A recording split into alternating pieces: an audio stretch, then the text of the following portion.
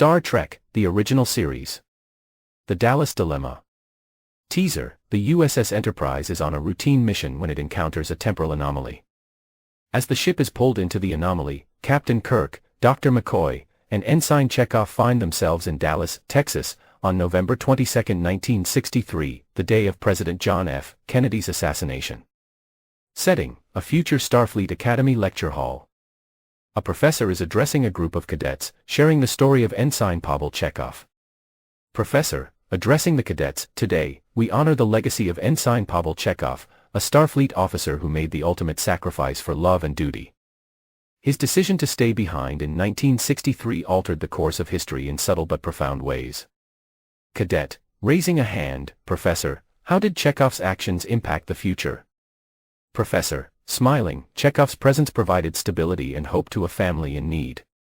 His advanced knowledge and values inspired those around him, leading to early technological advancements and fostering a spirit of peace and exploration. His story reminds us of the importance of compassion and the far-reaching impact of our choices. The cadets listen intently, inspired by Chekov's story and the enduring legacy of his actions. Act 1. Kirk, McCoy, and Chekov quickly realize the significance of the date and the potential impact on the timeline. They decide to prevent the assassination to study the effects on the future. Disguised in 1960s attire, they blend into the crowd at Dealey Plaza. Meanwhile, back on the Enterprise, Mr. Spock, Scotty, Uhura, and Nurse Chapel are working to stabilize the ship within the temporal anomaly. They discover that the anomaly is not naturally occurring but has been artificially created by an unknown entity. During their work, Spock and Scotty share a moment of strategic planning, while Uhura and Nurse Chapel discuss their concerns and the weight of their responsibilities. Kirk, McCoy, and Chekov in Dallas, the trio navigates the bustling streets of 1960s Dallas, encountering various historical figures and witnessing the cultural atmosphere of the time. They visit local diners, interact with citizens, and gather intelligence on the day's events. Spock, Scotty, and Uhura on the Enterprise. Spock and Scotty delve into the ship's systems, uncovering strange readings and anomalies. They work tirelessly to keep the ship stable, sharing personal stories and fears about the mission's outcome. Uhura and Nurse Chapel provide support, ensuring communication and medical readiness. Act 2. Spock uses his Vulcan abilities to gather intelligence, discovering that Lee Harvey Oswald is not acting alone. The team splits up. Kirk and McCoy head to the Texas School Book Depository, while Chekov investigates the grassy knoll. During his investigation, Chekov encounters Marina Oswald, Lee Harvey Oswald's wife. They have a brief but significant interaction where Marina expresses her fears and suspicions about her husband's activities. On the Enterprise, Spock and Scotty trace the source of the anomaly to a hidden device on the ship. They work together to disable it, but not before encountering resistance from a mysterious saboteur who is determined to alter history.